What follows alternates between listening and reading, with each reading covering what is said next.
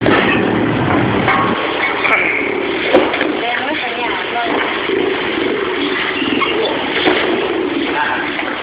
คือขอจะตอนมาเปลี่ยนมาเปลี่ยนไม่เห็นอย่างนี้เห็นหน่อยใช้เป็นกระเป๋าตักกันยังเป็นก็เคยเห็นมาแล้ว คนไม่ได้บ้านอ่ะคนไม่ได้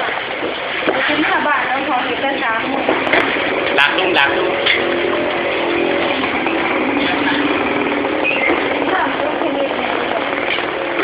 ขี่รถไปยังไม่ยิบไปแล้วก็ตีคิวเส้นไม้สดไปดีนะครับคือพนักงานไทย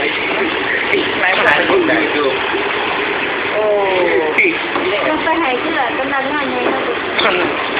ต้องไปหายคนเปียกคุณนมเมืองที่ล่ะตรงไหนคุณนมเมืองมาบอกให้สบายซ้ำไหนครับคุณสุวรรณแม่นละเวครับชอบนอนนาที่เดินกลับบ้านครั้งหนึ่งมาสิหาถือส่งกันไปที่การนี้เนี่ยอุ้ยใครครับนั่งอยู่หลังหน่วยนะครับคนเดียวนั่นคนนี้แม่บ้านแนะนำไปนั่งแม่บ้านอาชีพหลักที่ครับเพราะว่าเราสิผมเด็ดทิมหมาคนใช้หนักเลยว่าทุกเมื่อไรหรือว่าตกปลาอะไรโอ้ยผีเผาป้าที่แจ้งมาว่าได้ถ่ายกินตกปลาอยู่โอ้ตูดไม่หรอไม่หรอเจอข้าวเลยต่างวันต่างอยู่ในกันหมดแล้วป้าวันป้าที่ว่าป้าเมื่อมันเหรอป้าเมื่อแน่นบ่ผีแค่ที่จะกินตกปลาเนี่ยพวกคนอะไร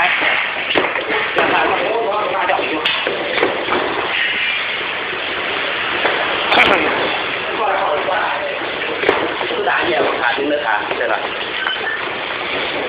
เหี้ยเป็นขาดนึงเลยเรียกให้กินหรอเนี่ยใช่ข้าวขาดป่ะแล้วขาดสอง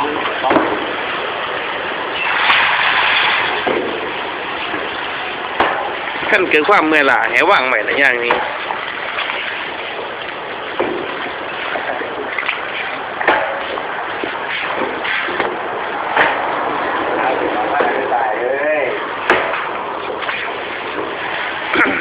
เขาแม่เราเด้อไหวไม่สีน้าไหวแม่เขาไม่ได้บอกหวังหรอก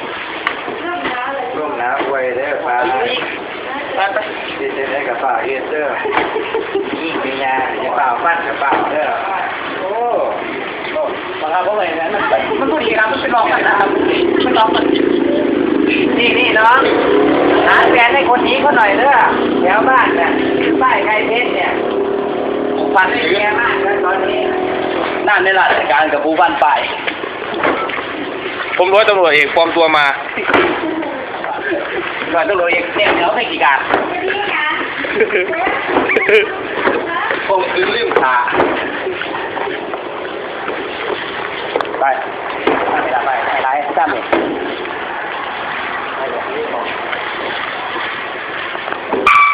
อยากจะไปโ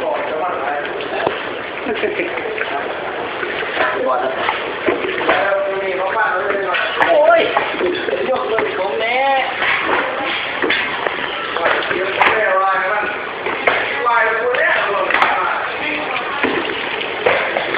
ว่าเด็กกูแก้วป้าวิ่งแล้วต้องข้อแล้วเนาะ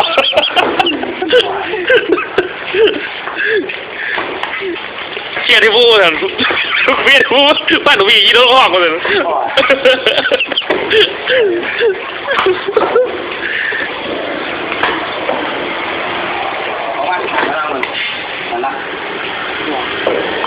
โอเคครับคุณตัวหลังครับ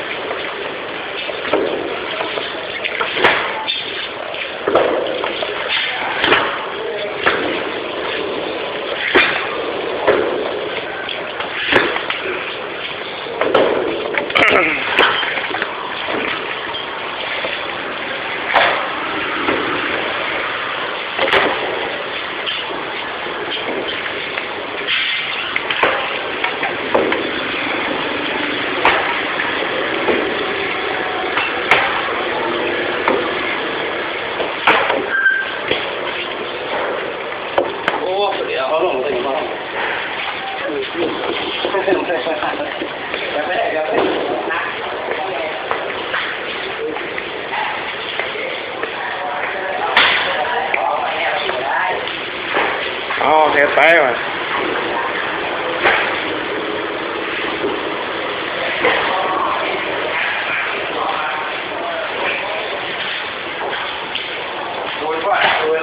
ภาพบรรยากาศภายใน